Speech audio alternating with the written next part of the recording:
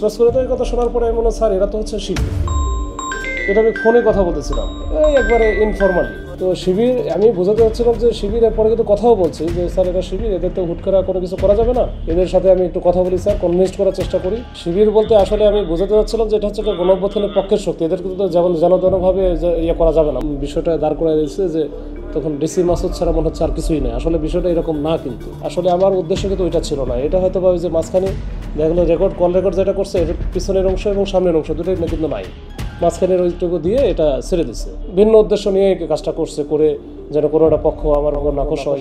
তারা ওই যে ওই বুলডোজার নিয়ে আগায় যাচ্ছিল, মানে আমাদের ব্লকেট ভেঙে ভিতরে ঢুকতে যাচ্ছিলো, তখনই আমরা সেনাবাহিনী সহ আমরা মিলে তাদেরকে একটু ওখানে সরাই দিই। তো সরাই দেওয়ার একটা পর্যায়ে ডিসপার্স করে দেওয়ার পরে তারা বিভিন্ন দিকে চলে যায়। এরপরে আমরা বাইরে রাস্তাটা একটু কর্ডন করে রাখি যেন নতুন করে আর কেউ না আসতে পারে, আর ওই ব্লকেটগুলো ঠিক করে দিই। তো এর মধ্যেই মানে এর মধ্যে 20-30 মিনিট হয়ে গেছে।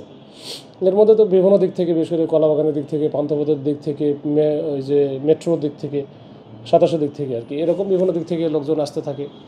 তারা আস্তে আস্তে একটু মানে বড় গ্যাদারিং শুরু হয়ে গেল, যে ওখানে স্লোগান দিচ্ছিল। আমি অনেকের সাথে কথাবার্তা বলতেছিলাম। তো এরই একটা পর্যায়ে আমার এক সিনিয়র স্যার ফোন দিল যে তোমরা তো ডিসপার্স করে দিছো, তো ডিসপার্স করার পরে আবার হচ্ছে এখন আবার এত লোকজন কই থেকে আসলো, বা মানে এরা কারা, এখানে কি ওই যে ছাত্রলীগ বা যেটা যে নিষিদ্ধ ঘোষিত সংগঠনের কোনো সদস্য আছে নাকি, তাহলে তো ডিসপার্স করে দাও। তো ডিসপার্স করে দাও এই কথা শোনার পরে আমি বললাম, স্যার এরা তো হচ্ছে শিবির। এটা আমি ফোনে কথা বলতেছিলাম এই একবারে ইনফর্মালি। তো শিবির আমি বোঝাতে চাচ্ছিলাম যে শিবিরের পরে কিন্তু কথাও বলছি যে স্যার এরা শিবির, এদের তো হুট করে কোনো কিছু করা যাবে না, এদের সাথে আমি একটু কথা বলি স্যার, কনভিন্স করার চেষ্টা করি। তারপরে যদি এমনি যায় তো খুব ভালো, আর যদি না যায় সেটা স্যার পরে কথা বলে আমরা ডিসপার্স করবো, সেটা সেভাবে করবো স্যার, কিন্তু এটা সময় নিতে হবে স্যার। আর আমাদের ফোর্সও এখন কম আছে, ফোর্স আসুক, ফোর্স দেখলে সেটাও বেশি ফোর্স থাকলে তখন এটা ডিটারেন্স ক্রিয়েট করবে, তখন এমনিতেই হয়তো আসবে না। এই হচ্ছে বিষয়টা ছিল। তো এটা তো আমি কিন্তু একেবারে কথা বলেছি আমার সিনিয়র স্যারের সাথে 1 to 1, এখানে কোনো পাবলিকলি আমি বলি নাই, স্টেটমেন্টও দেই নাই, বা সাংবাদিকদের উদ্দেশ্যেও কিছু বলি নাই। এটা জাস্ট স্যারের সাথে কথা বলতেছি, এই বলার মানে ইম্পর্টেন্স দেওয়া এরকম যে এখানে আসলে শিবির বলতে আসলে আমি বোঝাতে চাচ্ছিলাম যে এটা হচ্ছে একটা গণঅভ্যুত্থানের পক্ষের শক্তি, এদের কিন্তু যেমন যেনভাবে ইয়ে করা যাবে না, মানে এখান থেকে সরানো যাবে না, এদের সাথে কথা বলে একটু বুঝায় শুনে সরাইতে হবে। আসলে মিনটা করতে চাইছিলাম ওইটা।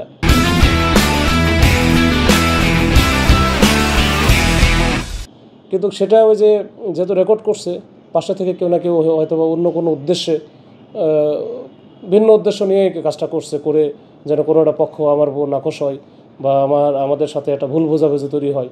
তো এটার জন্যই করা, আসলে আমার উদ্দেশ্য কিন্তু ওইটা ছিল না। এটা হয়তো বা ওই যে মাঝখানে দেখা গেলো কল রেকর্ড যেটা করছে এর পিছনের অংশ এবং সামনের অংশ দুটোই কিন্তু নাই, মাঝখানের ওইটুকু দিয়ে এটা ছেড়ে দিছে।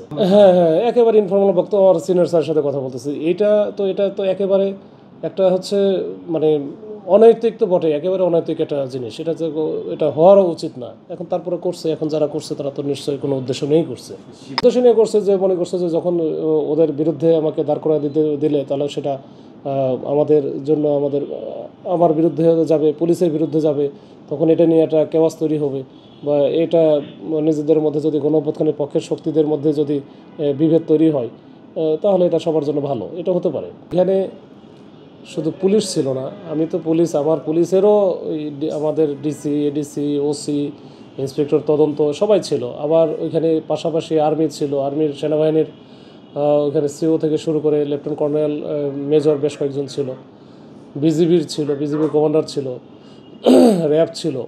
তো আসলে কারোই হচ্ছে কার কোনো কিছু কারণে সব হচ্ছে কার আমার উপরে ওই যে বিষয়টা দাঁড় করা দিয়েছে যে তখন ডিসি মাসুদ ছাড়া মনে হচ্ছে আর কিছুই নেই। আসলে বিষয়টা এরকম না, কিন্তু যেটাই হচ্ছে সেটাই আমার উপরেই আসতেছে। তো এটা হচ্ছে পরিকল্পিতভাবে আমার মনে হয় এটা পুলিশকে একটু দুর্বল করার, ডিমোরালাইজড করার একটা হচ্ছে নতুন করে একটা ফর্মুলা, এটা হতে পারে।